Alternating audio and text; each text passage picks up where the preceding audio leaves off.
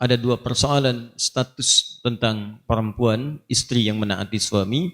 Kemudian yang kedua tentang hukum salat berjamaah bagi perempuan, khususnya di masjid, seperti pertanyaan yang telah disampaikan.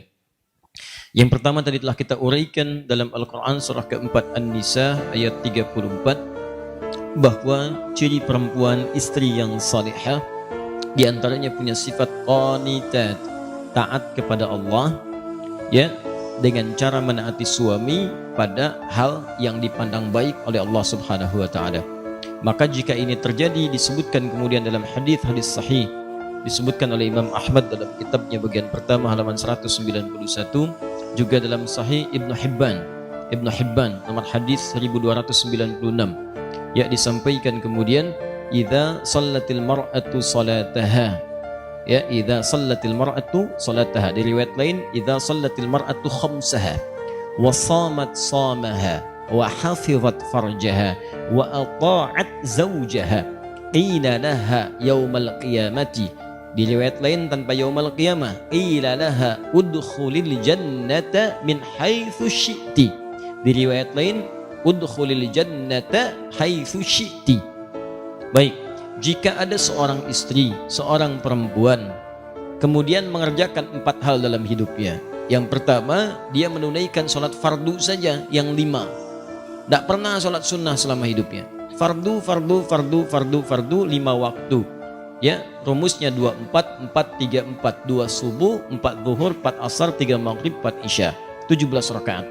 Kemudian wasamat somaha, dia hanya menunaikan puasa Ramadan saja selama hidupnya, dari baligh sampai dengan menikah, sampai wafat Ramadan. Tidak pernah puasa sunnah, Senin tidak, Kamis tidak, Ayyamul Bid tidak, puasa Daud juga tidak. Tapi kemudian wahafizat farjaha, dia menjaga kehormatan dirinya, tidak selingkuh, jaga diri, jaga kehormatan rumah tangga. Kemudian wa ata'at zaujaha, ini yang istimewa, dia menaati suaminya, taat pada suaminya pada segala hal yang baik-baik. Yang tadi saya sampaikan, diminta berjilbab, jilbab, minta ta'lim, minta baca Quran, minta belajar, dia belajar. Nah, jika ada yang seperti ini, walaupun cukup fardu salatnya saja, puasanya wajib saja, tapi dia menjaga kehormatan dirinya, kemudian dia taat pada suaminya pada yang baik-baik, qila laha yaumal qiyamati udkhulil jannata haitsu syi'ti. Maka di hari kiamat nanti dalam hisab, Allah langsung menyampaikan kepadanya, kamu udah cepat masuk surga saja dari pintu mana saja yang kamu inginkan. Cepat masuk surga dari pintu mana saja yang kamu inginkan. Itu diantara ganjarannya. Maka kalimat ini menunjukkan, kata para ulama, betapa agungnya kemudian ketaatan kepada Allah melalui taat pada suami itu. Sampai-sampai dalam riwayat Abu Daud nomor hadis 2140, itu Nabi SAW pernah menyampaikan, lau kuntu amiran an yasjuda, jika aku diperbolehkan oleh Allah memerintahkan untuk bersujud di antara manusia sebagai penghormatan, bukan ibadah, kepada manusia lainnya, maka aku akan perintahkan seorang istri untuk sujud kepada suaminya. Penghormatan. Ya, ingat, sujud penghormatan, bukan penghambaan. Kenapa demikian? Ini pentingnya seorang suami bagi laki-laki. Nanti edisi lain kita bahas, kalau ada pertanyaan tentang pentingnya istri bagi suami, kita bahas juga. Karena pertanyaannya terkait dengan suami. Bapak ibu sekalian, khususnya para akhwat, para istri, para ibu, bertakwalah kepada Allah. Suami itu tugasnya berat. Berat sekali. Karena dia setelah akad diucapkan, disebut dengan mitsaqan ghalidha, perjanjian yang tidak mudah, itu langsung menanggung tugas 2 orang tua istri sekaligus. Langsung ditanggung itu.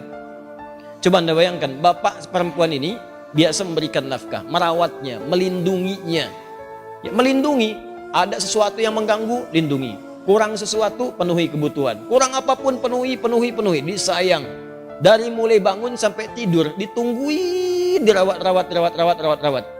Ketika akan diucapkan, ini berpindah kemudian kepada suami.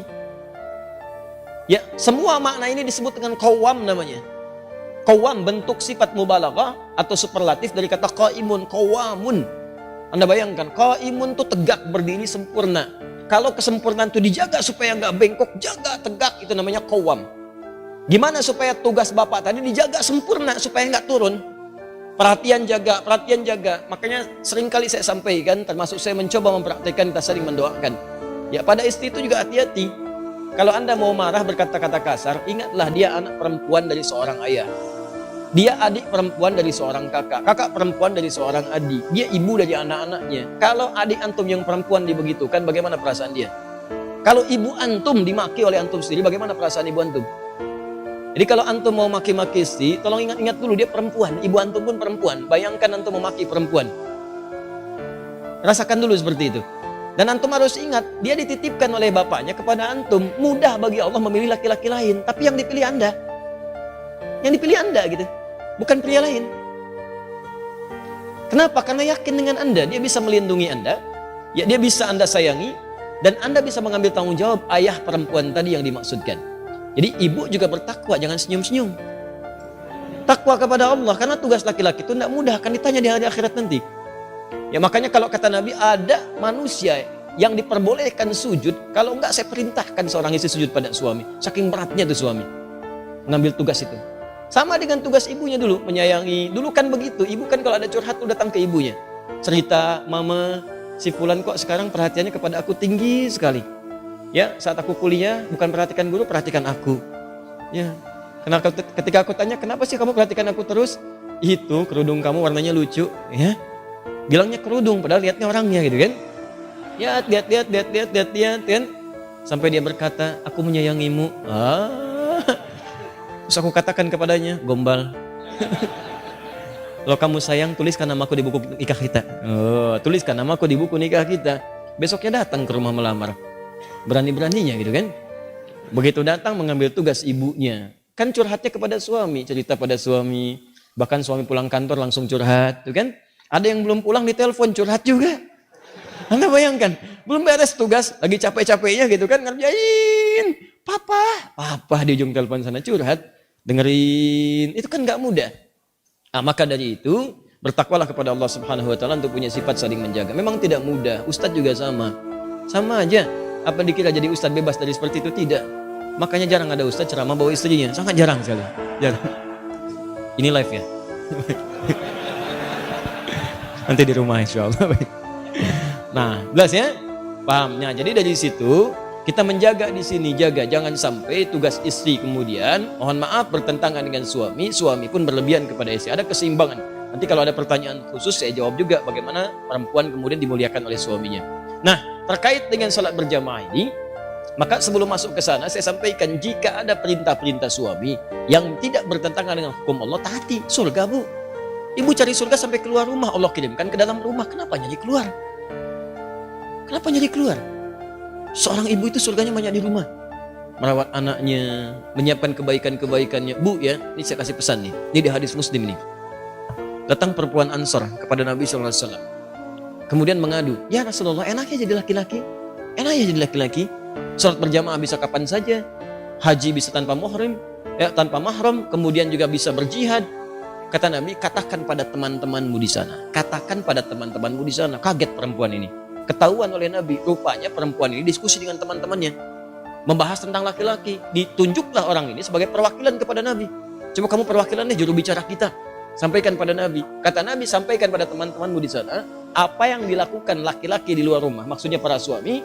Jika istrinya ridha dan membantu menyiapkannya bima makna. Maka dia mendapatkan pahala yang sama dengan suaminya tanpa dikurangi sedikit pun. Anda bayangkan. Suami umrah. Uang hanya cukup untuk satu orang, dipilih suami berangkat, istri ridha, disiapkan perbekalannya. Pak, doakan kita di sana ya, supaya keluarga bisa berangkat. Ini perlengkapan Bapak semuanya, berangkat sempurna, Anda ridha di rumah. Begitu Anda siapkan, jaga rumah tangga, jaga anak-anak, itu suami berhasil umrahnya, diterima oleh Allah. Maka istri pun mendapatkan pahala yang sama tanpa dikurangi sedikit.